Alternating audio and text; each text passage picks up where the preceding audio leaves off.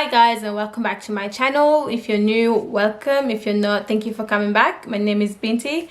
So today I'm going to do a tutorial on how to do henna brows using hair dye, henna hair dye. So yeah, let's get started. So what you're gonna need is a henna hair dye, and I got this from my local African hair shop around me. So they're pretty easy to find. It is meant for your hair, so but we're gonna use it for a brow because it's still hair. Except we're not gonna leave it for as long. So follow your instructions that you have with the hair dye and just make a small batch of it. Make sure you use gloves when you're handling hair dye because it can stain your fingers.